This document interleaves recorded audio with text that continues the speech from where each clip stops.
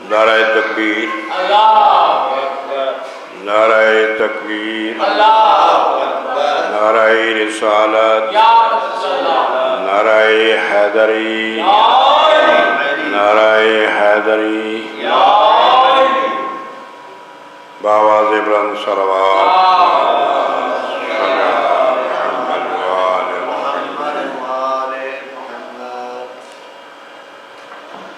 أعوذ بالله من الشيطان الرجيم.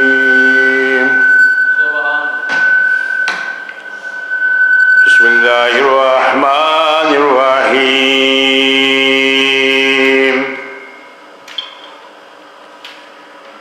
يا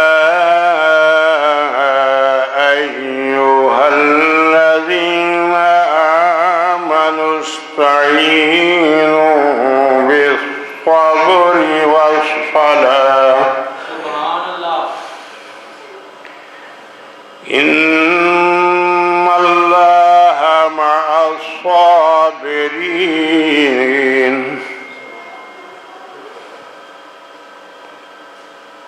ولا يقبل من يقتل في سبيل الله أموات بل أحياء ولكن لا تشعرون. ولنبلونكم بشيء من الخوف والجوع ونقص من الأموال والأنفس والثمرات وبشر الصابرين الذين إذا أصابتهم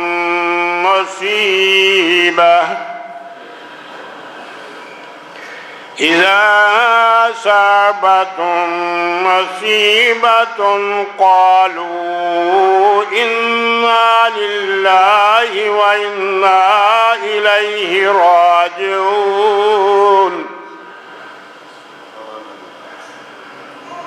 أولئك عليهم صلوات من ربهم ورحمة وأولئك هم المهتدون.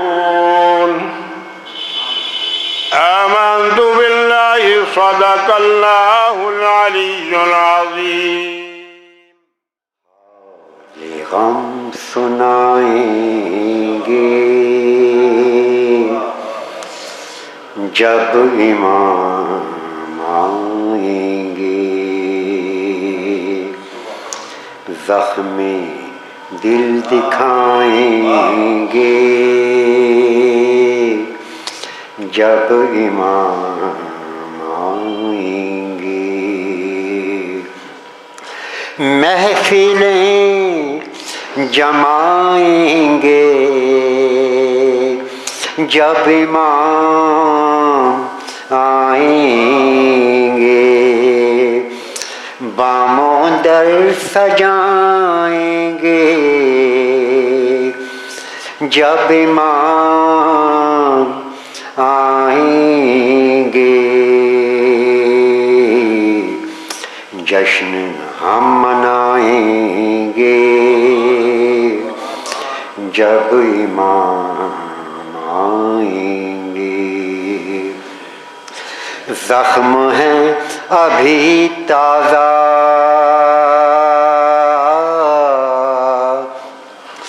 مکہ اور مدینہ کے،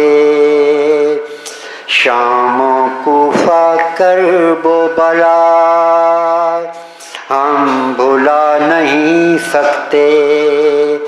السقیفہ دم غیر سے نہیں پہنچے، جتنے دکھ اٹھائے ہیں ہم نے کلمہ گویوں سے، ایک ایک چکائیں گے،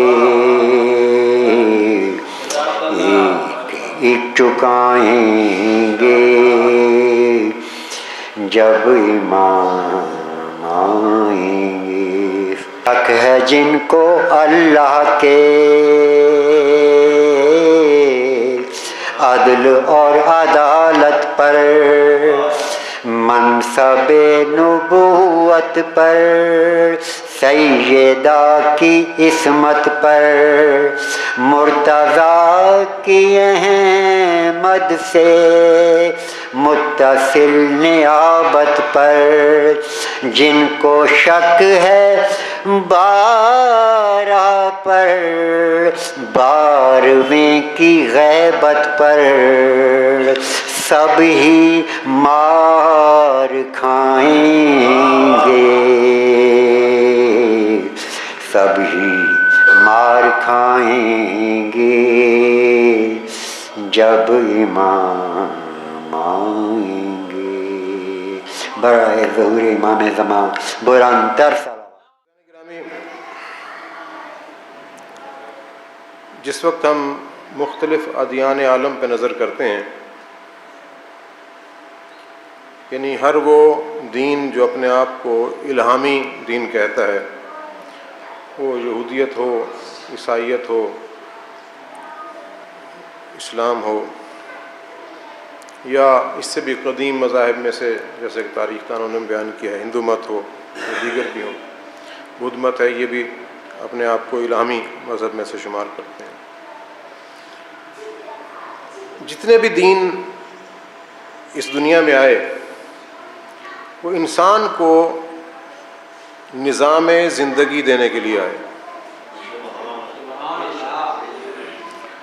کیونکہ انسان نے اس دھرتی پہ جتنی زندگی گزارنی ہے اس میں سے جتنا وقت ایک ذمہ دار کی حیثیت سے وہ گزارے گا، اگر اس عہد ذمہ داری میں سے وہ اپنی ذمہ داریاں پوری کرتا ہے تو جزا پائے گا، اور اگر ذمہ داریاں پوری نہیں کرتا تو سزا پائے گا۔ اس میں انسان کے عرصہ بلوغ سے لے کر اور وقت موت تک تمام کا تمام وقت شامل ہے۔ ہاں، وہ وقت جس میں انسان کی عقل کام نہیں کرتی وہ اس میں شامل نہیں ہے۔ مثال کے طور پر ہمارے ہاں زندگی کا پیمانہ سانس لینا ہے، ایک شخص ذہنی مریض ہے، پاگل ہے، اس پاگل پن کے عرصے میں اس پر کوئی مسئولیت نہیں ہے، اس کے بارے میں سوال نہیں کیا جائے گا۔ ایک انسان بے ہوش ہو گیا، جتنا عرصہ وہ بے ہوش ہے، بے شک یہ وقت سالوں پر ہی محیط کیوں نہ ہو، اس عرصے کی باز پرس نہیں ہوگی۔ اب یہاں سے ہمیں ایک نقطہ ملتا ہے کہ اللہ کے نزدیک کسی انسان کا عقلی طور پر فعال ہونا کتنی اہمیت کا حامل ہے، کہ خدا اس وقت کو بامسئولیت زندگی میں شمار نہیں کرتا جس میں انسان کی عقل فعال نہ ہو۔ اگرچہ ضرورت ہے کہ یہاں ہم یعنی کہ عقل کی ماہیت، اس کی وضعیت کے بارے میں بات کریں، لیکن اس سے صرف نظر کرتے ہوئے انشاءاللہ پھر کسی وقت کریں گے اس کے بارے میں بات۔ صاحب عقل پر ذمہ داری ہے۔ خدا نے جتنے بھی دین انسان کے لیے بھیجے وہ تدریجاً تھے، سٹیپ بائی سٹیپ تھے۔ جیسے انسان کی عقل ترقی کرتی گئی، ان ادیان میں اسی عقل کے مطابق تبدیلی اور ارتقاء آتا گیا، حتیٰ کہ جس دین کے حامل ہم ہیں وہ کامل، اکمل اور آخری دین قرار پایا، جس میں جو کتاب خدا نے دی 20 مقامات پر خداوند قدوس نے کہا کہ افلا یعقلون، افلا تعقلون، افلا یتفکرون، کہ تم غور و فکر کیوں نہیں کرتے، تم تدبر کیوں نہیں کرتے، تم عقل سے کام کیوں نہیں لیتے۔ اسلام اتنا عقلی مذہب ہے، بلا تفریق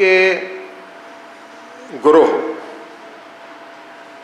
مکتب، فرقہ، سکول آف تھاٹ، آپ کوئی بھی نام لے لیں، کسی بھی تفریق کے بغیر ہمیں سوچنا چاہیے کہ جب اسلام اتنا عقلی مذہب ہے کہ اپنی طرف سے کوئی فریضہ کسی بے عقل پہ لاگو نہیں کرتا، تو پھر اتنے صاحبان عقل لوگ باہمی طور پر متفرق کیوں ہیں؟ فرقہ بندی کا شکار کیوں ہیں؟ یقیناً اسلام میں کوئی فرقہ بندی نہیں ہے. بحیثیت دین اسلام میں فرقہ بندی نہیں ہے، لیکن مسلمانوں میں فرقہ بندی ہے. تو یہاں سے ہم کہہ سکتے ہیں کہ اسلام الگ چیز ہے، مسلمان الگ چیز ہے. آج کا المیہ یہ ہے کہ جب کوئی غیر مسلم اسلام کے بارے میں بات کرتا ہے یا تبصرہ کرتا ہے یا فیصلہ دیتا ہے تو وہ دیکھتا مسلمانوں کو ہے، فیصلہ اسلام کے بارے میں دیتا ہے. یہ بہت بڑا المیہ ہے. اگر جانچا مسلمان کو جا رہا ہے، اگر زیر بحث کسی مسلمان کا کردار ہے، اگر قابل تجزیہ کسی مسلمان کی بات ہے، تو پھر اسے مسلمانوں کے بارے میں کہا جائے، اسلام کے بارے میں نہ کہا جائے. اب یہاں ہمیں دیکھنا یہ ہے کہ اسلام ایک انتہائی عالی مذہب، سلامتی کا مذہب، امن و سکون کا مذہب، لیکن مسلمان آج کون سی شناخت رکھتے ہیں؟ عالمی سطح پر دیکھیں مسلمانوں کو فتنہ پسند، فتنہ پرور، دہشت گرد، نہ معلوم کیا کچھ کہا جاتا ہے، جبکہ اسلام میں تو کوئی ایک جملہ بھی ایسا نہیں ہے. اسلام میں ایسا جملہ نہیں ہے. اسلام تو یہ کہتا ہے کہ دیکھو کوئی بھی فرد ہے اس کے حق میں تدریج ہے.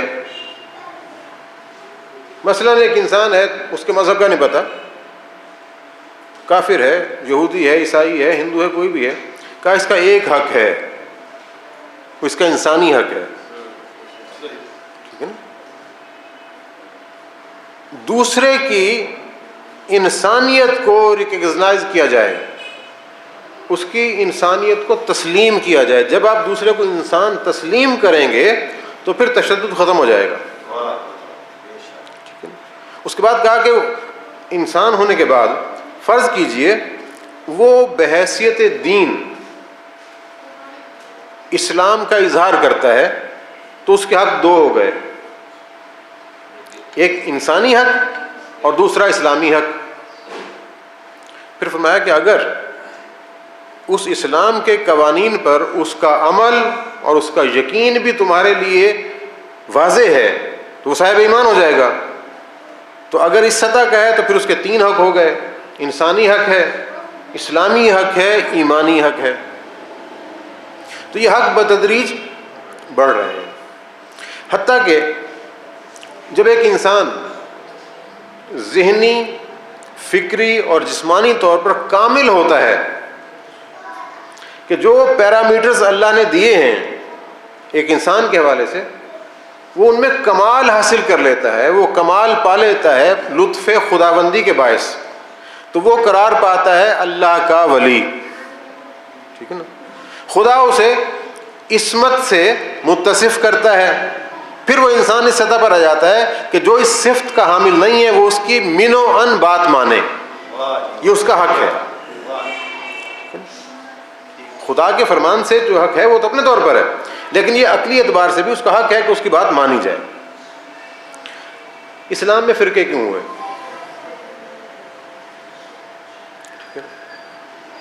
خدا نے پیغام دیا اس کامل ترین انسان کو کہ جس نے اپنی ذات میں، اپنے کردار میں اتنا ارتقاء حاصل کیا کہ اس سے بلند تر کوئی مقام نہیں تھا. پیغمبر صلی اللہ علیہ وسلم کے حوالے سے قرآن کیا کہتا ہے کہ قاب قوسین او ادنیٰ، اس سے بلند اور کوئی مقام نہیں ہے. دونوں اقتراباً، بس قربت میں چلے گئے نا. وہ قربت یقیناً جسمانی نہیں تھی، مانوی تھی. اب جو وہ مقام ہے اس کو خدا نے پیغام دے کر بھیجا ہمارے لیے. اس پیغام میں بھی کوئی شک نہیں، اس پیغام لانے والے میں بھی کوئی شک نہیں. اس کے باوجود اگر مسلمان مختلف گروہوں میں تقسیم ہو گئے تو سبب یہ ہے کہ وہ ہر نقص سے پاک ذات نے جو کچھ کہا اس کی بات کو اس کے کہنے کے مطابق تسلیم نہیں کیا گیا. ہم نے یعنی ہم انسانوں نے اپنی مرضی سے اس کی تعبیر لے لی. جب ہم نے اپنی مرضی سے تعبیر لی کہ میں اسے ایسے سمجھتا ہوں تو پھر وہ سمجھ میری ہو گئی، اس ذات کی نہ ہوئی. پیغمبر صلی اللہ علیہ وسلم نے جو کچھ فرمایا، وہ جو سمجھ تھی، وہ جو فکر تھی، وہ جو تفکر تھا، وہ جو پیغام کی سطح تھی، وہ پیغمبر کی سطح تھی. یہ بات تو واضح ہے نا. اب اللہ تعالیٰ نے ہمیں کس شے کا مکلف قرار دیا؟ تھوڑی سی مشکل باتیں بعد میں انشاءاللہ آسان ہو جائیں گی. خدا نے ہمیں مکلف قرار دیا کہ لقد کان لکم فی رسول اللہ اسوۃ، تمہارے لیے رسول کی زندگی نمونہ عمل ہے، یعنی تم نے ان کی زندگی کے مطابق عمل کرنا ہے. وما آتاکم الرسول فخذوہ وما نہاکم عنہ فانتہوا، جو رسول دے وہ لے لو، جس سے روک دے اس سے رک جاؤ. یعنی ہم نے اتباع کرنی ہے رسول کی. ٹھیک ہے؟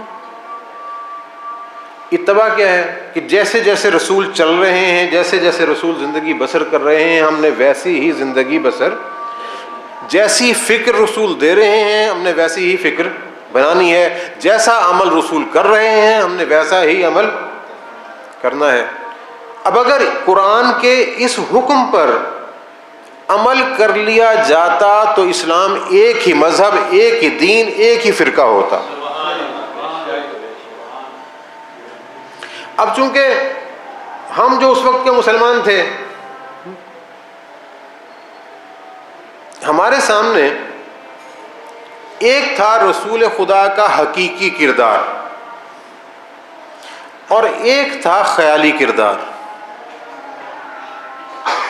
حقیقی کردار وہ تھا جو رسول خدا صلی اللہ علیہ وسلم نے ادا کیا، اور ایک تھا خیالی کردار جو ہم نے بنا لیا. ان دونوں میں فرق تھا. مثلا رسول کو اللہ نے بے خطا بنایا، معصوم عن الخطا ہے، بے خطا ہے. وہ اپنی گفتگو میں بھی خدا کے حکم کتابیں ہیں، حتیٰ کہ اپنی آنکھ کے اشارے کنائیے میں بھی خدا کے حکم کتابیں ہیں. وہ جب یعلم ہو، خدا جانتا ہے آنکھ کی خیانت بھی، خیانت العیون ہے کہ آنکھ کی خیانت بھی جانتا ہے. یعنی آنکھ کی خیانت کیا ہے؟ میں نے کسی کو تمسخ کی آنکھ سے دیکھ لیا، اس کا مذاق اڑانے کی آنکھ سے دیکھ لیا نا، کسی کی طرف اشارہ کر دیا، یہ خیانتیں ہیں نا. ہم ان کا کبھی نوٹس نہیں لیتے نا، روز اس کے مرتکب ہو رہے ہوتے ہیں. یہ خیانتیں ہیں. خدا کے رسول میں اتباع خدا کے حوالے سے اتنی بات بھی نہیں تھی. رسول خدا اپنے ایک ایک سانس میں، ایک ایک نس میں خدا کے حکم پر کامل طور پر عمل پیرا تھے.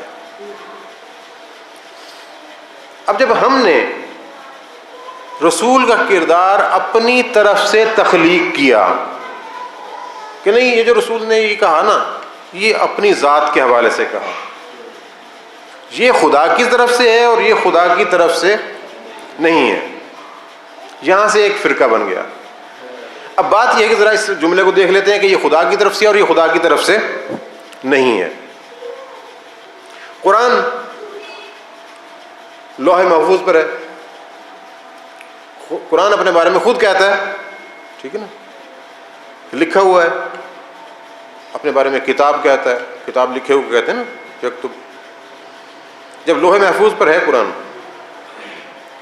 اور جبریل لا رہے ہیں، جبریل نازل کر رہے ہیں قرآن قلب مصطفیٰ پر، ٹھیک، لانے والے جبریل، بھیجنے والا اللہ، وصول کرنے والے رسول. امت کا تو کوئی عمل دخل نہیں ہے نا. اب امت کو کیا پتا قرآن کیا ہے؟ اب جو رسول کہیں کہ یہ قرآن ہے وہی قرآن ہے، تو پتہ چلا کہ رسول پر اس حد تک ایمان ہونا چاہیے، اس کے کردار کی، اس کے گفتار کی، اس کی سیرت کی، اس کے الفاظ کی عصمت اور صداقت پر یہ ایمان ہونا چاہیے کہ جو وہ قرآن کہہ دے وہی قرآن ہے۔ اگر آپ رسول کی ذات سے ہٹ کر کسی شے کو قرآن بنائیں گے، اسلام میں نہیں رہتے، اس کے کہے ہوئے قرآن کو قرآن سے نکال دیں گے تب بھی آپ مسلمان نہیں رہتے۔ تو جب اتنا مقدس اور اطاعت خدا کے رنگ میں رنگا ہوا رسول موجود ہے، تو ہم تفرقے میں تب بٹے کہ جب ہم نے رسول کی مرضی کو سمجھا نہیں، رسول کے کہنے کو سمجھانے کہ رسول کیا کہہ رہے ہیں۔ ہم نے الفاظ سنے، فکر نہیں لی، رسول سے الفاظ لے لیے، فکر نہیں لی۔ اسی لیے ہم نے اس فکر کے کسی بات میں 17 معنی لے لیے، کہیں میں 20 لے لیے، کہیں میں 5 معنی لے لیے۔ کسی میں کہا کہ یہ رسول کی حیثیت سے نہیں ہے، کسی میں کہہ دیا رسول کی حیثیت سے ہے۔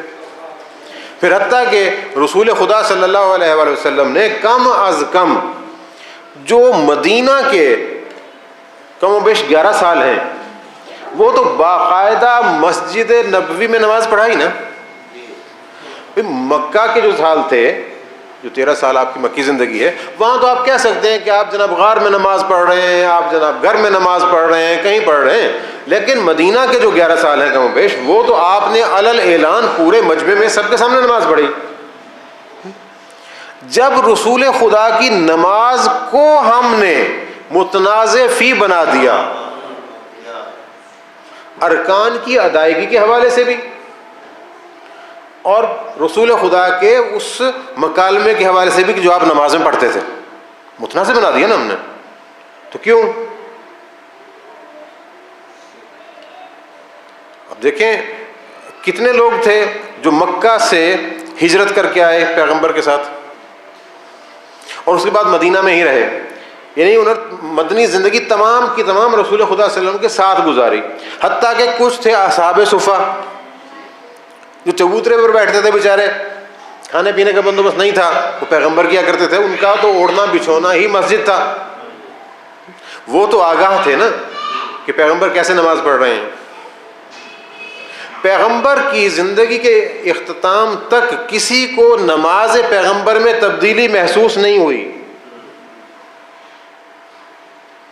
کسی تاریخ میں آپ کو یہ نہیں ملتا، کیونکہ اگر پیغمبر آج ایک انداز سے نماز پڑھا رہے ہیں کہ دوسرے انداز سے، تو صحابی یا جو بھی اس جگہ موجود فرد ہے اسے حق ہے کہ پوچھے یا رسول اللہ کل تو آپ نے ایسے پڑھائی تھی، آج ایسے کو پڑھا رہے ہیں۔ پھر پیغمبر کہتے ہیں ویسے بھی ٹھیک ہے اور ایسے بھی ٹھیک ہے نا، لیکن کسی تاریخ ہمیں نہیں ملتا۔ آپ سیاستہ پڑھ لیجئے، جتنی بھی تاریخ ہیں برادران اسلام کی انہیں دیکھ لیجئے، کہیں نہیں ملتا۔ تو اس سے مراد ہے کہ پیغمبر علیہ الصلوۃ والسلام نے ایک ہی انداز پر، ایک ہی معیار پر نماز پڑھائی اور پڑھی۔ اب پیغمبر علیہ الصلوۃ والسلام کی دنیا سے جانے کے بعد وہ جو ہمارے ذہن میں ہمارے خوف کے تابع، ہمارے مفاد کے تابع، ہماری تعلق داری کے تابع، ہماری خواہش ذات کے تابع، یہ مختلف جو رکاوٹیں تھیں نا، ان کے تابع جو جو بات آتی گئی ہم رسول سے اتنا دور ہوتے گئے۔ پہلی دوری کیا ہوئی کہ امت نے پسند نہیں کیا کہ نبوت و خلافت ایک گھر میں جمع ہو، امت نے پسند نہیں کیا۔ بھئی وہ امت ہی کیا جس کی پسند رسول کی پسند سے الگ ہو، ٹھیک ہے نا۔ آج ہم کم و بیش 1400 سال بعد بیٹھ کر پوری تاریخ کو سامنے رکھتے ہوئے حق رکھتے ہیں کہ جہاں جہاں ہمیں رسول کی سیرت سے مختلف منظر نظر آئے وہاں سوالیہ نشان لگا دیں تاکہ ہم حق تک پہنچ سکیں۔ یہاں سے اختلاف ہوا، یہ اختلاف چلتا گیا، یہ اختلاف خواص میں تھا، یعنی کہ جو لوگ مدینہ میں رہتے تھے ابتداءً وہیں ہوا، اور مدینہ والوں کی بات کو غیر مدینہ والوں نے تسلیم کر لیا۔ اب میں یہ نہیں کہتا کہ مدینہ مقدس تھا، رسول مقدس، بھئی مدینہ رسول کے سبب سے مقدس تھا، بہرحال وقت گزرا، حق پر مختلف گروہوں کی خواہشات کے، مجبوریوں کے، معاشیات کے پردے پڑتے گئے، حتیٰ کہ لوگوں کو یہ بات سمجھنے میں بھی بہت بڑی مشکل درپیش آ گئی کہ رسول نے یہ تو کہا تھا کہ الحق مع علی و علی مع الحق، یہ تو کہا تھا، لیکن واقعی علی حق ہے؟ دیکھو اگر واقعاً علی کو حق سمجھتے تو پھر علی کو چھوڑتے نا۔ دیکھیں ہم جس بات پہ یقین کر لیتے ہیں پھر اس پر عمل کرتے ہیں، ٹھیک ہے نا؟ آپ شرعی مسائل میں بھی آپ کا جو یقین ہے اسے اہمیت حاصل ہے نا، کہ اگر آپ کو یقین ہے کہ لباس جو آپ نے پاک کر لیا تھا اور اگر سے پاک نہیں تھا تو پھر آپ کی نماز ہو جائے گی، وہ لباس پاک ہو، کیونکہ آپ نے یقین کر لیا۔ آپ کے یقین کو شریعت بھی اتنی اہمیت دیتی ہے۔ پیغمبر فرما رہے ہیں کہ الحق مع علی وعلی مع الحق، القرآن مع علی وقرآن مع، یہ سب چیزیں کیا ہے؟ یہ الفاظ ہم نے پیغمبر سے لیے، پیغمبر کے الفاظ کو ہم نے اپنے یقین سے متمسک نہیں کیا، اپنے یقین کو دور رکھا۔ ہمارا یقین تھا خواہشات کے تابع، مفادات کے تابع، ہم تھے اکثریت کے پیچھے چلنے والے، چاہے باطل ہی کیوں نہ ہو، چاہے جاہل ہی کیوں نہ ہو، ٹھیک ہے نا؟ اب یہ تبدیلی آئی، یہاں سے فرقے بننے شروع ہوئے۔ وہ جو چند افراد تھے نا علی امیر المومنین کے ساتھ، انہوں نے فرقہ بنایا یا نہیں بنایا؟ ایک سوال ہے، ہم جو کہ جس دور میں رہ رہے ہیں یہ بہت بڑا یعنی کہ پولوشن ہے، فکری طور پر بہت بڑی پولوشن ہے۔ جو علی کے ساتھ تھے انہوں نے کوئی فرقہ نہیں بنایا، جو حق، جو اسلام رسول دے کر گئے تھے وہ اسی کے ساتھ رہے، بے شک ایک تھا، بے شک 10 تھے، بے شک 100 تھے، اس سے غرض ہی نہیں۔ خدا تعداد کا یعنی کہ خواہش مند نہیں ہے، خدا نہیں چاہتا کہ جناب جھوٹ پر لوگ سارے کے سارے جمع ہو جائے تو میں جھوٹ کو صحیح کر دوں نا، ایسا نہیں ہے، حق حق رہے گا، بے شک ایک ہی ماننے والا کیوں نہ ہو۔ اب وہ اسلام جو مختصر ترین طبقے میں منحصر ہو گیا، اس سے جتنے لوگ دور ہٹتے گئے وہ سب فرقوں میں بٹتے گئے، وہ متفرق ہوتے گئے اس اسلام سے۔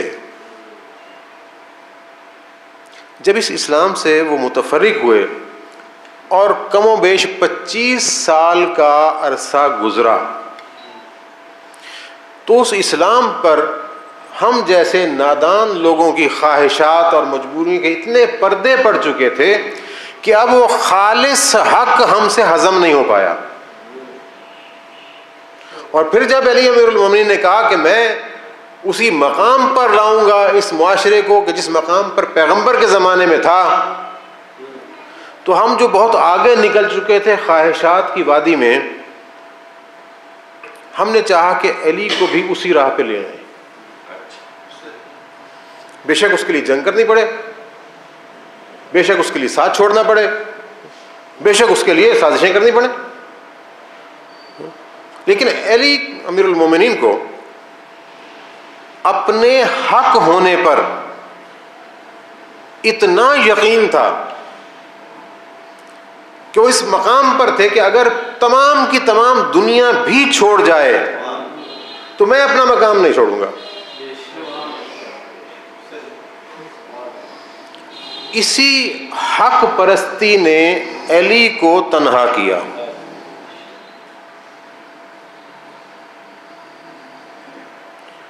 اور جو افراد، وہ ابو ذر ہوں، عمار ہوں، میثم ہوں، کمیل ہوں، کوئی بھی ہوں، وہ جتنے افراد تھے نا، انہوں نے علی علیہ السلام کو اپنا آئیڈیل مان کر ایک جہاد کیا، اور وہ جہاد اتنا کٹھن تھا کہ اگر میں یہ کہوں کہ علی کے ماننے والے اس دور میں ایک طویل عرصے تک ہر لمحے مرتے تھے، فکری طور پر بھی، جذباتی طور پر بھی، جسمانی طور پر بھی۔ انسان جسم کی ضرب اور چوٹ برداشت کر جاتا ہے، فکر کی چوٹ برداشت نہیں کرتا۔ مجھے بتائیے، الحمدللہ یہ مسلمانوں کا معاشرہ ہے، کسی مسلمان کو 2 تھپڑ لگا دیے جائیں اچھے خاصے زوردار، دوسرے کو مثلا کافر کہہ دیا جائے، کمتر درجہ کس کا ہے؟ وہ 2 تھپڑ برداشت کر لے گا نا،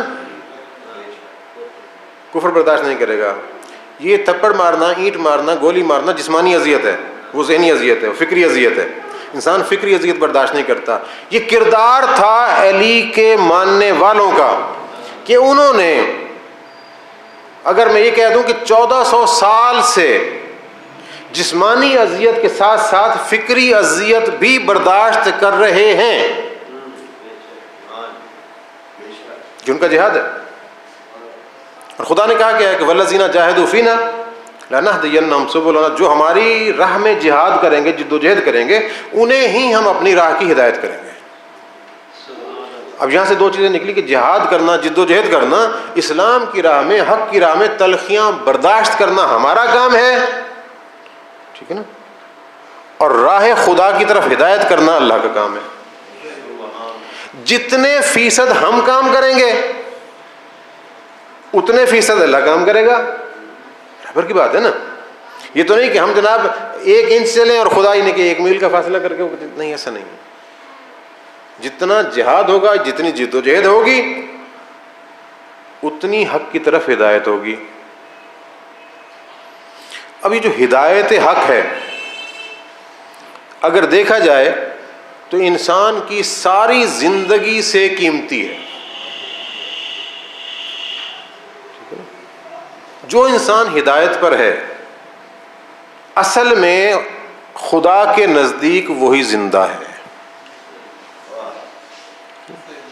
خدا باقی لوگوں کو مردہ تصور کرتا ہے کہ جسمانی طور پر زندہ ہیں لیکن ہدایت کے بغیر ہیں۔ ہدایت دیتا ہے اللہ۔ اللہ نے ہدایت دینے کا معیار اور پیمانہ رکھا ہے۔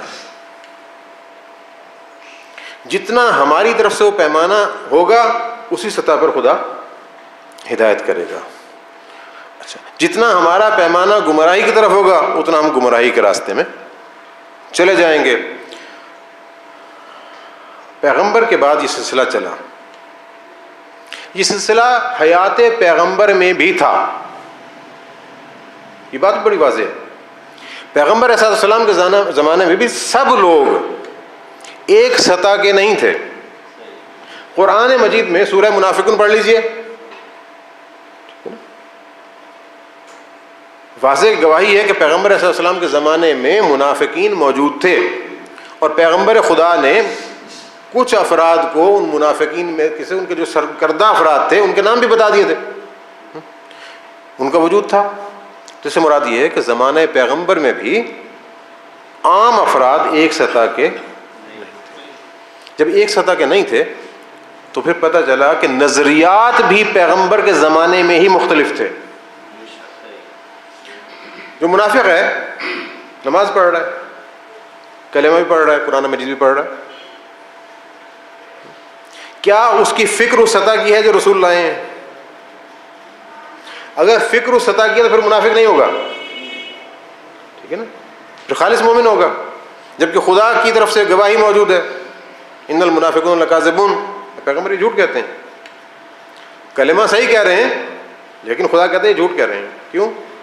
ان کی زبان میں، ان کی فکر میں فرق ہے۔ یہ فکری طور پر تب بھی لوگ مختلف تھے۔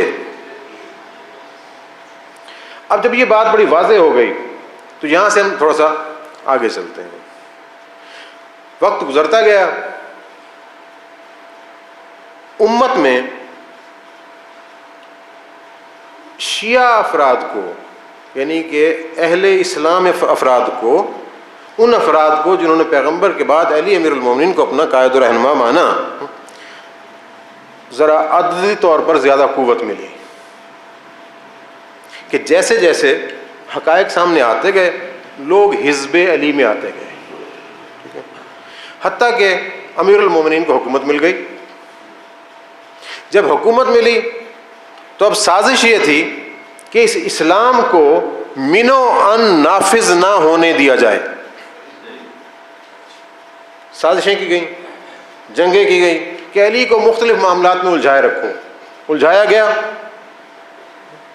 لیکن اتنی مشکلات میں، اتنی اپنوں اور غیروں کی طرف سے مسلط کی گئی جنگوں کے باوجود بھی علی حق کی ایسی نشانی رہے کہ ابن ملجم کی تلوار پڑنے پر بھی کہا کہ فز تو برب الکعبہ، کہ میں کامیاب ہو گیا۔ پتہ چلا کہ اگر فکر اسلام کے سانچے میں ڈھلی ہوئی ہو تو نہ جنگیں اسے کچھ کہتی ہیں، نہ سازشیں اسے دور کر سکتی ہیں، نہ فتنے اسے کچھ کہہ سکتے ہیں، وہ فقط اور فقط خدا کی راہ پہ چلے گا۔ یہ ہے شیعت، یہ ہے اصل اسلام۔ علی امیر المومنین کی آنکھیں بند ہوئیں، وہ جو نظام حکومت اسلامی تھا اسے ملوکیت میں بدل دیا گیا،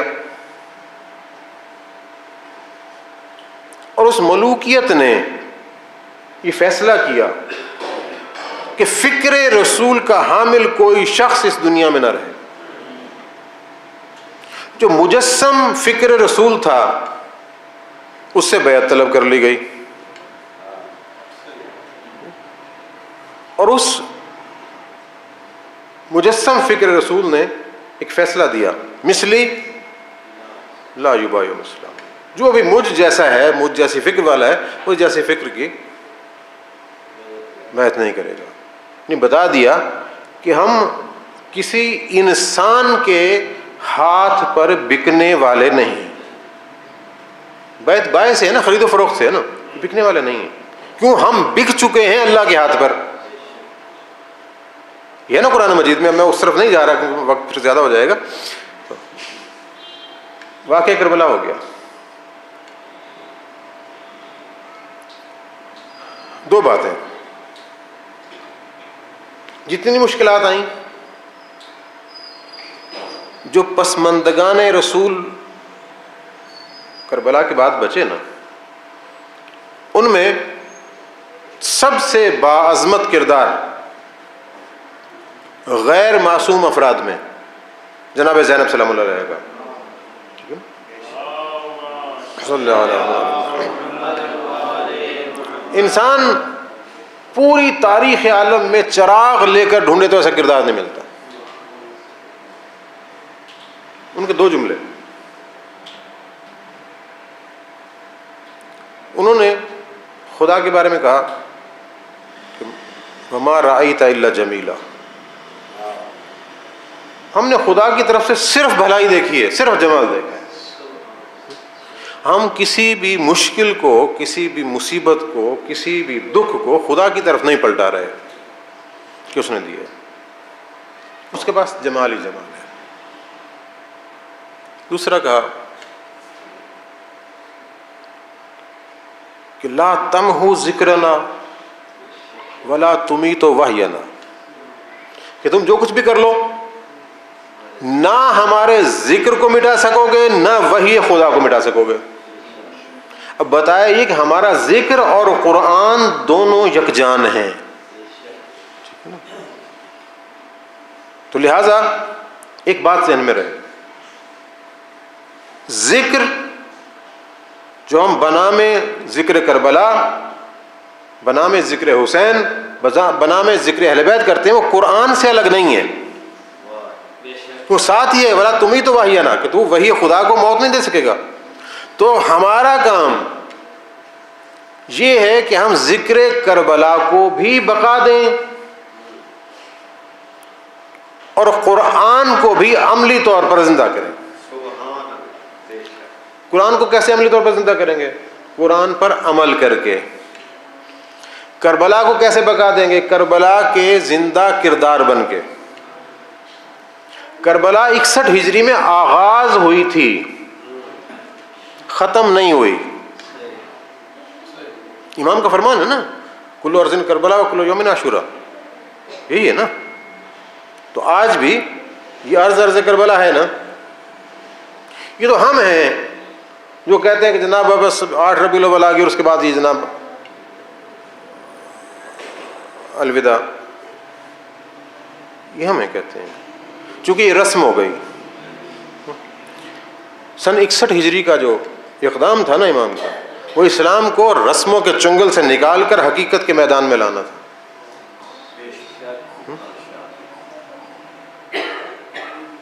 جو کوئی نصرت طلب کرتا ہے نا اور دوسرا اس کے نصرت طلب کرنے پر لبیک کہتا ہے، تو لبیک کہنے والا الوداع نہیں کہتا. اگر وہ الوداع کہے گا تو پھر لبیک کہنے والا نہیں رہے گا. بڑی واضح بات ہے. بعد از کربلا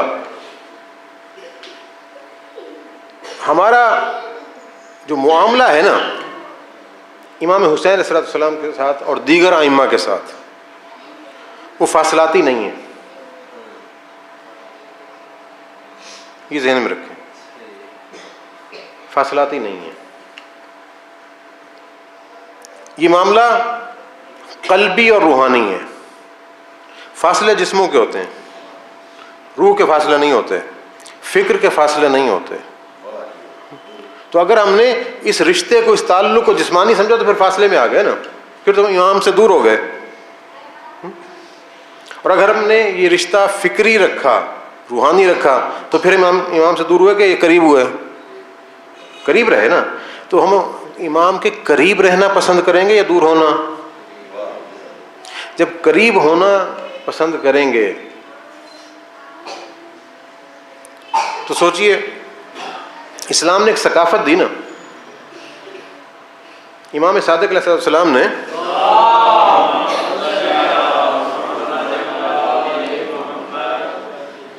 جس وقت زیارت کی نا امام حسین علیہ السلام کی قبر مطہر کی، تو وہاں ایک زیارت پڑھی، سلام پڑھا.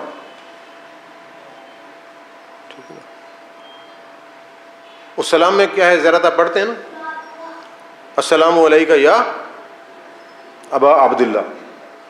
آغاز یہی ہے نا، جتنی بھی زیارتیں ہیں یہی ہے نا. وہاں جا کر کہا کہ السلام علیکہ یا ابا عبداللہ. لیکن امام نے ہمیں کیا کہا کہ اگر تم یہاں نہیں آ سکتے تو اپنے گھر میں یہی زیارت پڑھو، تمہیں وہی ثواب ملے گا. ہم اپنے گھر میں بیٹھ کر، جا نماز پر بیٹھ کر، یہ کھڑے ہو کر، یہ کہیں بیٹھے ہوئے کہا کہ السلام علیکم یا ابا عبداللہ، تو امام نے کہا ہے کہ تمہیں وہی ثواب ملے گا، اس سلام کی وہی حیثیت ہوگی جو وہاں جا کر ہے. یہ بات واضح ہے نا. اچھا اسلام ہے کیا؟ یہ جو سلام ہے، یہ سلام کیا ہے؟ سلام عبادت ہے. کیوں جی؟ عبادت تو نہیں ہے نا، اس کا کوئی حکم تو نہیں ہے نا قرآن میں. یہ نہ کہ اگر کوئی سلام کرے تو اسے بہتر انداز سے جواب دو. مثلا اگر کوئی سوال کرتا ہے آپ سے تو جواب دینا آپ پر ضروری ہے نا. کہا نا کہ اگر کوئی سائل سوال کرتا ہے اپنی کسی مشکل کے حوالے سے، جو تم سے ہو سکتا ہے اس کی مدد کر دو. یہی ہے نا. نہیں، جواب میں آپ پر ذمہ داری ہے، ابتدا کرنے میں تو آپ پر ذمہ داری نہیں ہے. اسی لیے کہا جاتا ہے کہ سلام کرنا کیا ہے؟ مستحب و سنت ہے.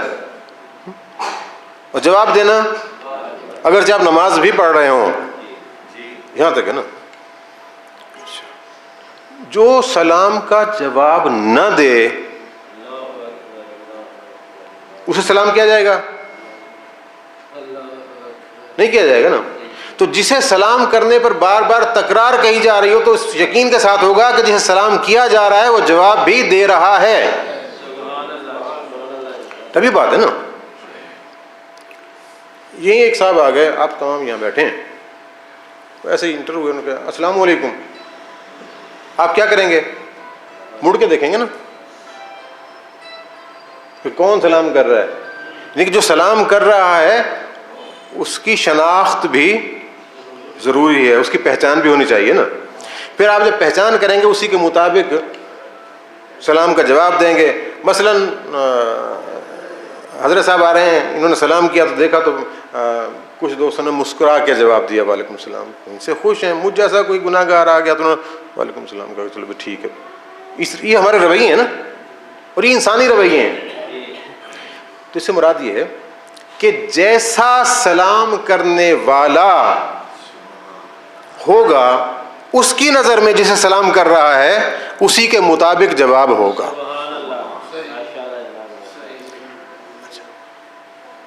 اب ہم کرتے ہیں سلام معصوم کو کہ السلام علیکم یا ابا عبداللہ, کہ اے ابا عبداللہ آپ پر سلام ہو.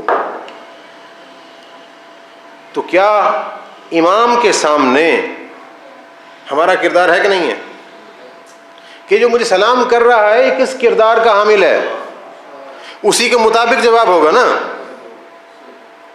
ایسے تو نہیں تھا نا کہ ابراہیم مجاب داخل ہوتے ہیں اس قبہ مبارک میں اور بڑی بے نیازی سے کہا السلام علیکم یا ابا عبداللہ,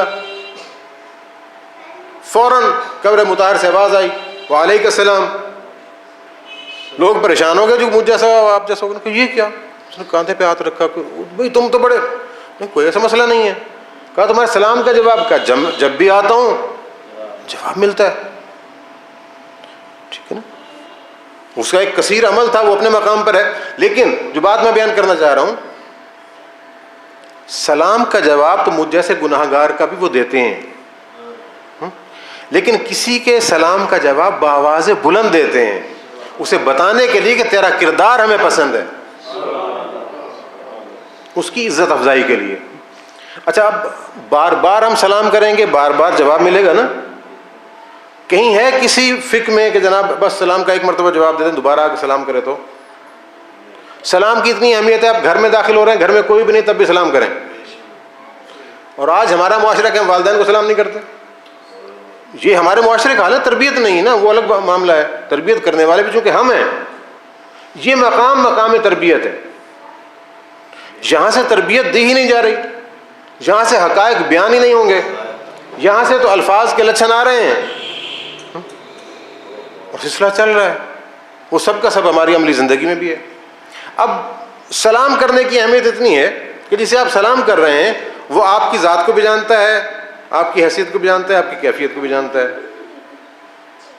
کبھی آپ ایسا دیکھ لیجئے, تجربہ کر لیجئے گا. مثلا توقیر بھائی شاپ پہ ہوتے ہیں نا, ایک صاحب گزرتے ہوں, جو ہی شاپ سے گزرے السلام علیکم جی, وعلیکم السلام. 2 مہینے 3 مہینے 4 مہینے روزانہ سلام کرتے گزرتے ہیں اور وہ 2-3 دن نہ آئیں. اب ان کے دل میں جو ہے نا ایک تشویش ہوگی, آج وہ نہیں آیا جو سلام کرتا ہے. حالانکہ نہ ان سے تعلق ہے, نہ انہیں جانتے ہیں, نہ کوئی رشتہ داری, نہ کوئی کاروباری تعلق, لیکن روز کا سلام کرنا اس سطح پر لے آیا کہ ان کے دل میں کھٹک ہو گئی کہ بندہ کیوں نہیں آیا. ٹھیک ہے نا, میں اس کے ذیل میں مزید بات نہیں کرنا چاہ رہا, صرف ایک گزارش کرنا چاہ رہا ہوں, کوشش کریں کہ روزانہ امام حسین علیہ السلام کو سلام کریں. سلام کرتے وقت ذہن میں یہ ہو کہ مولا آپ پر اس لیے سلام ہے کہ آپ نے میری نجات کے راستے کو بچا لیا. ٹھیک ہے نا, اسی لیے زیارات کی اہمیت ہے, اسی لیے سلام کی اہمیت ہے. وقت گزرتا گیا, باطل یلغار کرتا رہا حق پر. پہلے دور تھا بنو امیہ کا, اہل بیت اور اہل بیت کے ماننے والوں نے ہر 2 محاذ پر اس باطل حکومت کی مخالفت کی.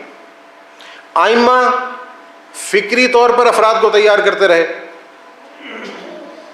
اور باقی افراد عملی طور پر مبارز ہوتے رہے. مثلا امام زین العابدین علیہ السلام کے فرزند جناب زید شہید، یہ جو فرقہ زیدیہ ہے نا، یہ انہی کی نسبت سے ہے. انہوں نے باقاعدہ جہاد کیا امام صادق علیہ السلام کے دور میں. ان کے بعد ان کے بیٹے یحییٰ بن زید نے جہاد کیا، اور امام صادق علیہ السلام نے فرمایا کہ میں چاہتا ہوں کہ ان کی کمک کروں،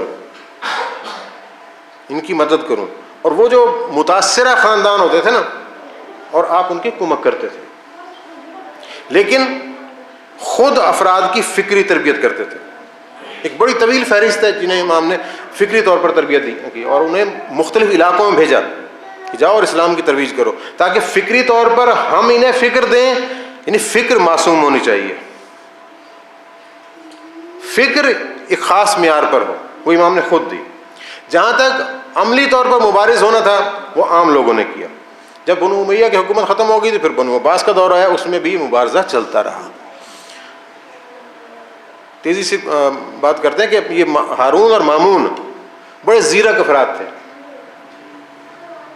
انتہائی دانا افراد تھے. ان کے زمانے میں بھی قیام ہوا،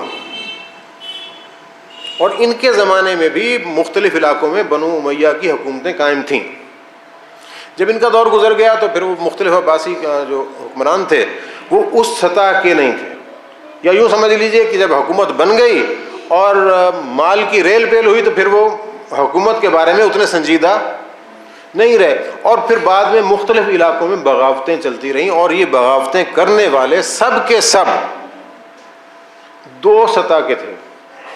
یا تو علویون بغاوت کرتے تھے، یا کہیں کہیں خوارج کرتے تھے. علویون کی جو بغاوت ہوتی تھی اس میں تقاضۂ انصاف کیا جاتا تھا کہ لوگوں کو فیسیلیٹیٹ کرو، حکمران ہونے کے ناطے اپنا کردار ادا کرو. یہ کردار چلا. اس کا اثر بھی آئمہ پر ہوا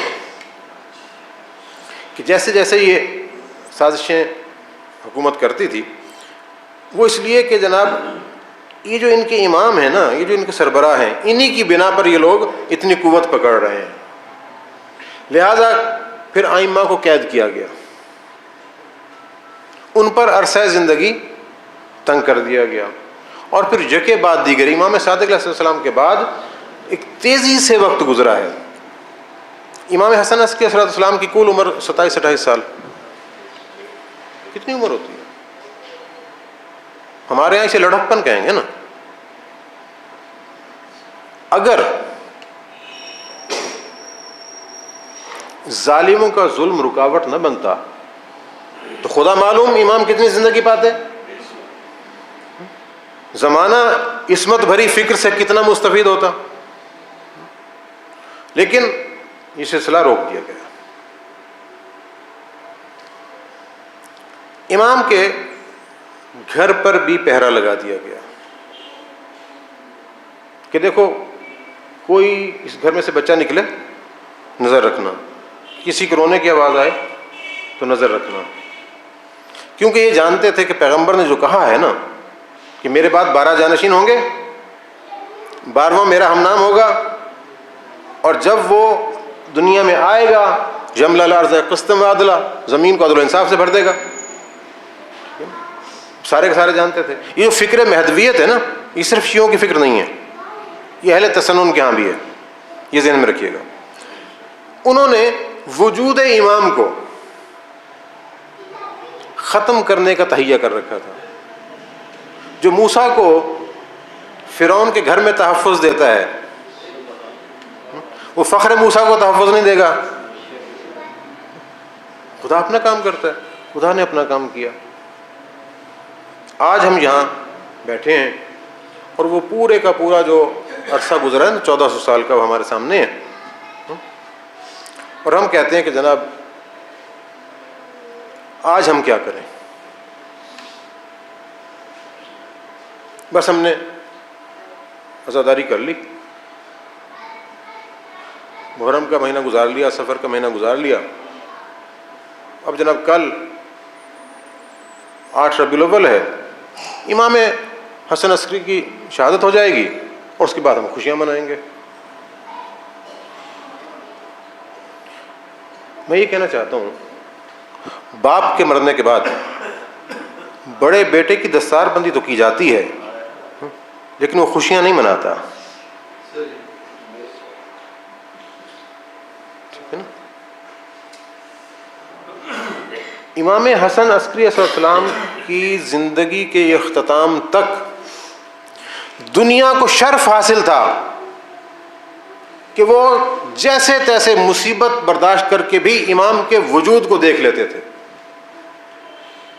امام کی شہادت کے بعد امت اور امام میں فاصلہ ہو گیا۔ اب امت امام کے وجود کو ظاہراً نہیں دیکھ سکتی۔ یہ خوشی کا مقام تو نہیں ہے،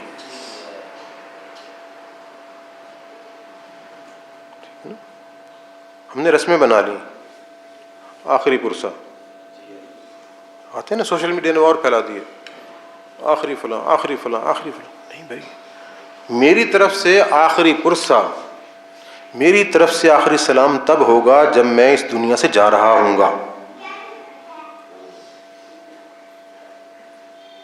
دیکھیں 5 وقت نماز ہے نا، ایک نماز ختم کی، میں نے اپنے امام کو سلام کیا، ٹھیک ہے؟ دوسری نماز سے پہلے میں اس دنیا سے چلا گیا، اب یہ دنیا میرے لیے ختم، وہ سلام میرا آخری سلام تھا۔ اب میں گیا قبر میں، قبر میں آ گئے فرشتے،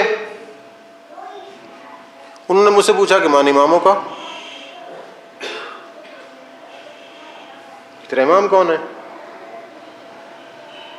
اب میں اپنے امام کو روز سلام کرتا تھا، ٹھیک ہے نا؟ جنہیں میں سلام کرتا تھا انہیں بھی پتہ چل گیا کہ اب سلام کرنے والا نہیں ہے۔ میں پہلے مثال دے چکا ہوں آپ کو کہ ظہر کا وقت ہو گیا، اس نے سلام نہیں کیا، تو بندہ کہاں ہے؟ یہ دنیا ہے امام کے سامنے ہاتھ کی ہتھیلی کی طرح ہے نا، پتہ چلا کہ وہ مر گیا، کہاں ہے؟ اب قبر میں ہے۔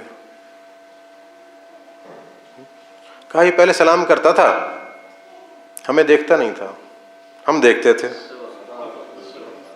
یہ سلام کرتا تھا، ہمیں دیکھتا نہیں تھا، ہم دیکھتے بھی تھے، جواب بھی دیتے تھے۔ اب یہ وہاں آ گیا جب یہ بھی دیکھ سکتا ہے، ہم بھی آ سکتے ہیں۔ سوچا کتنا اجر ملے گا سلام کرنے پر۔ یوں سمجھ لیجئے کہ زیارت عاشورہ سے غافل نہ ہوں، کوشش کریں کہ روزانہ کم از کم 1 مرتبہ زیارت عاشورہ پڑھیں، اور اگر میرے دوستو آپ نے زیارت عاشورہ پڑھنے کو اپنی زندگی کا شعار بنا لیا نا، تو یہ میں اپنے لیے کہہ رہا ہوں، آپ کے لیے نہیں کہہ رہا، تو آپ کے اس زیارت عاشور پڑھنے میں نہ کہیں میری بات کا بھی حصہ ہوگا نا۔ میں یہ سمجھتا ہوں کہ وہ حصہ ہی میری مغفرت کے لیے بہت ہے۔ لینے والا شعیم ہے، لعین ہے، دینے والا کریم ہے نا، اس دینے والے پہ دیکھیں۔ کربلا ختم نہیں ہوئی، امام بھی موجود ہیں، ہم بھی موجود ہیں، ذمہ داریاں بدل گئی ہیں۔ آج ایک جائزہ لے لیجئے گا، امام زین العابدین صلی اللہ علیہ وسلم نے ایک رسالہ لکھا، رسالۃ الحقوق۔ اگر آپ کے پاس ہے تو بہت بہتر ہے، نہیں ہے تو لے لیجئے گا، اتنا زیادہ قیمتی نہیں ہے قیمت کے حوالے سے، اس کے کاغذوں کی قیمت اتنی زیادہ نہیں ہے، رسالہ تو اتنی قیمت ہے کہ انسان کی زندگی سے بڑھ کر ہے، ٹھیک ہے نا؟ وہ دیکھیے گا والدین کے حقوق کیا ہیں، ان کی اولاد کے فرائض کیا ہیں، اگر ہم ادا کر رہے ہیں تو ہم واقعی اولاد ہیں. اولاد کے حقوق کیا ہیں؟ ان کے والدین کے فرائض کیا ہیں؟ اگر والدین وہ ادا کر رہے ہیں یقیناً والدین ہیں. دوست کا حق کیا ہے؟ ساتھ بیٹھنے والے کا حق کیا ہے؟ مسجد کا حق کیا ہے؟ اذان دینے والے کا حق کیا ہے؟ نماز پڑھانے والے کا حق کیا ہے؟ استاد کا حق کیا ہے؟ ساتھ سفر کرنے والے کا حق کیا ہے؟ سارے حقوق آپ کو پتہ چلیں گے. اگر ہم ان حقوق پر عمل کر رہے ہیں تو ہم امام حسین علیہ السلام کے سب سے بڑے عزادار کی اطاعت کر رہے ہیں. دنیا میں امام زین العابدین صلی اللہ علیہ وسلم سے بڑھ کر کوئی عزادار نہیں. یہ جو 9 ربیع الاول کے حوالے سے ہے نا کہ عمر سعد کا سر آیا، سر آنے سے میرے اور آپ کے نزدیک کچھ اطمینان ہوا ہوگا، لیکن امام زین العابدین کو یہ سر دیکھ کر میدان کربلا میں روز عاشور بھی یاد آیا ہوگا کہ یہی لوگ تھے اور میرا والد تنہا تھا. یہ چاروں طرف سے گھرا کیے ہوئے تھے اور میرے والد نے کہا تھا کہ دیکھو میں نے اسلام کی کوئی مخالفت کی ہے؟ میں نے تمہارا کوئی حق مارا ہے؟ میں نے کسی سنت کو بدل دیا ہے؟ کیوں میرے قتل کے درپے ہو؟ اور یہی لوگ تھے کہ میرے والد کے قتل میں شریک تھے. کیا جناب زینب کو یاد نہیں آیا ہوگا کہ یہی عمر سعد تھا کہ میں نے کہا تھا کہ یبن سعد تو دیکھ رہا ہے اور میرے بھائی کو قتل کیا جا رہا ہے. جتنا تعلق تھا حسین سے اتنی ہی ازا زیادہ تھی. عمر ابن سعد کے مرنے کا جو واقعہ ہے نا وہ ایک واقعہ تو ہے لیکن کربلا کے دکھ کو ختم نہیں کرتا. یہ وارثان کربلا کے غم کو زیادہ کرتا ہے. اور وہ دل کہ جن میں قتل حسین نے آگ لگا رکھی ہے ان کی آتش کو زیادہ کرتا ہے. اور وہ دل جو عشق حسین میں ہیں ان کے دل میں عشق کو زیادہ کرتا ہے. ایک صاحب ایمان کے دل میں یہ جذبہ موج بن کر ابھرتا ہے کہ میں اپنی ذات سے اقدام کروں اور حسینیت کو دنیا میں نافذ کر دوں. حسین آنسوؤں کے محتاج نہیں، انسان ہونا شرط ہے. آنسو محتاج ہیں حسین کے نام کے. کبھی حسین کے بارے میں کچھ جانتے ہوئے تنہائی میں نام حسین لیں، اگر آنکھ میں حیا ہے تو برس پڑے گی. یہ دکھ ہیں حسین کے. میں آخری بات کر رہا ہوں. اس معاشرے میں، ہمارے گھروں میں، ہمارے رشتوں میں، ہمارے تعلقوں میں جہاں جہاں عزت موجود ہے، جہاں جہاں کرامت موجود ہے، وہ عزت دینے والی ذات، اس کرامت کو بچانے والی ذات حسین کی ہے. حسین کی ذات ایسی ہے کہ ہم اس کی عظمت کا تعین نہیں کر سکتے. تو بس میرے دوستو، حسین سے تعلق کو کبھی توڑنا نہیں، حسین کے غم کو کبھی بھلانا نہیں. خدا نے جن ایام کو عید قرار دیا نا، اور جن ایام میں ائمہ نے عید منائی اور ہمیں بھی عید منانے کا حکم دیا کہ جاؤ اور خدا کا شکر ادا کرو کہ یہ بعظمت دن دیا. ساتھ یہ بھی کہا کہ اس دن میں دنیا میں اتنے مگن نہ ہو جانا کہ حسین کی قربانیوں کو بھول جاؤ. 2 رکعت نماز زیارت بھی پڑھنا اور زیارت بھی پڑھنا. اور جس وقت بھی آپ دیکھیں کوئی بہت پہلے سے آپ کو ملا ہوا شخص ہو نا، 2 سال 4 سال 5 سال بعد آپ کو ملے، سلام کرے تو اس کا پورا خاکہ آپ کے ذہن میں آ جاتا ہے. جب آپ سلام کریں تو پہلے آپ کے ذہن میں آ جاتا ہے کہ یہ فلاں شخص ہے، مجھے فلاں جگہ ملا تھا، سلام کرتا ہوں. جب آپ زیارت پڑھتے ہیں نا تو حسین مولا جب آپ کے سامنے آتے ہیں تو ان تیروں میں پیوست آتے ہیں. کہ جو روز عاشور آپ کے جسم میں پیوست کر دی، اسی کے بعد ہے نا زیارت. السلام علی الحسین وعلی علی ابن الحسین وعلی اولاد الحسین وعلی صحاب الحسین. آپ یہ سلام کر کے اس تعلق کو قائم کرتے ہیں مولا حسین کے ساتھ، اور خصوصاً علی ابن الحسین کے ساتھ، امام کی ساری اولاد کے ساتھ، جس میں امام زمان بھی شامل ہے، پیوست کرتے ہیں. اور پھر ہر اس شخص پر سلام کرتے ہیں کہ جو امام کی نصرت میں تھا.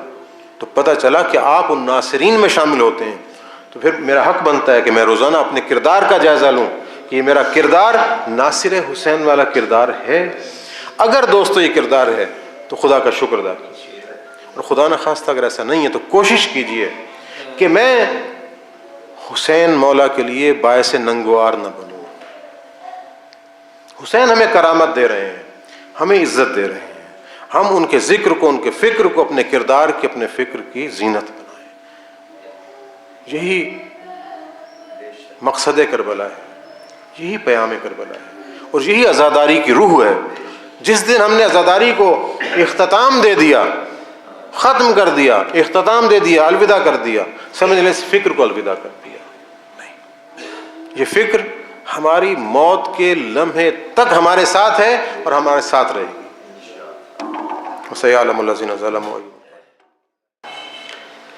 سلام خاک نشینوں پہ سوگواروں کا،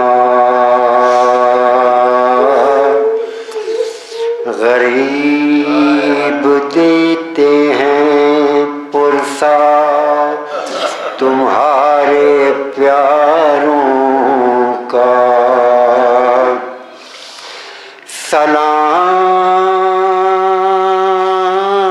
سلام تم پہ ہمارے رسول کے پیاروں،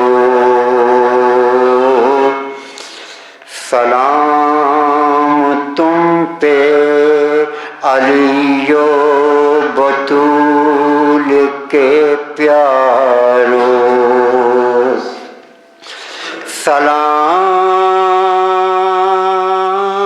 سلام تم پہ امامت کے چاند اور تاروں، سلام مہر شہادت کے گرد سیاروں،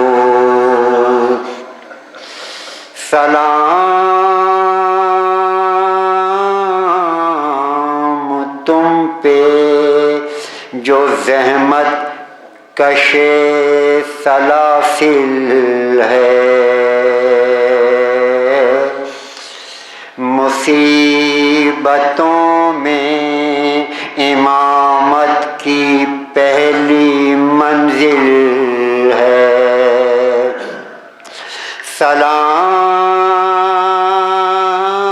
سلام ان پہ جنہیں شرم کھائے جاتی ہے،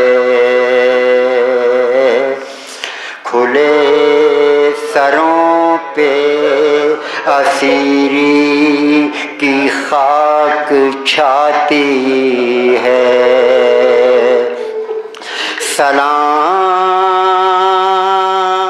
سلام تم پہ شریک درود پیغمبر،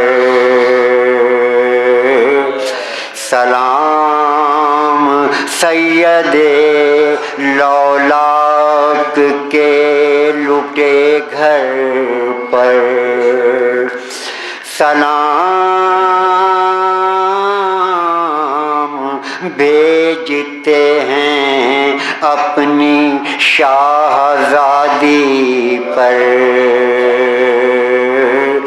کہ جس کو سونپ گئے مرتے وقت گھر سرور، مسافر غیرت نے جسے بے کسی یہ دکھلائی، نثار کر دیے بچے نہ بچ سکا بھائی، اسیر ہو کے جسے شامیوں کے نرغے میں حسینیت ہے سکھانا علی کے لہجے میں، سکینہ بی بی تمہارے غلام حاضر ہیں، بجھے جو پیاس تو اشکوں کے جام حاضر ہیں، زمین گرم یتیمی کی سختیاں بی بی، وہ سینہ جس پہ کہ سوتی تھی اب کہاں بی بی، پہاڑ رات بڑی دیر ہے سویرے میں، کہاں ہو شام غریباں کے گھپ اندھیرے میں، جناب مادر بے شیر کو بھی سب کا سلام، عجیب وقت ہے کیا دیں تسلیوں کا پیام، ابھی کلیجے میں ایک آگ سی لگی ہوگی، ابھی تو گود کی گرمی نہ کم ہوئی ہوگی، نہیں اندھیرے میں کچھ سوجھتا کہاں ڈھونڈیں، تمہارا چاند کہاں چھپ گیا کہاں ڈھونڈیں، نہ اس طرح کوئی کھیتی ہری بھری اجڑی، تمہاری مانگ بھی اجڑی ہے کوکھ بھی اجڑی، نہیں لائنوں میں انسان کوئی خدا حافظ، درندے اور یہ بے وارثی خدا حافظ، سلام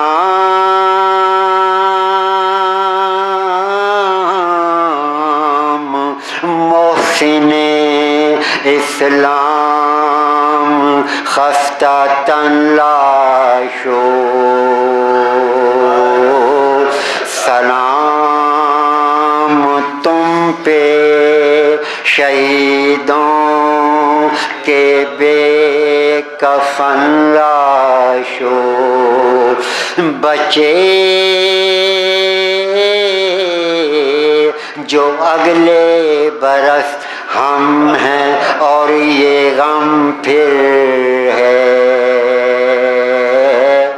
جو چل بسے تو یہ اپنا سلام آخر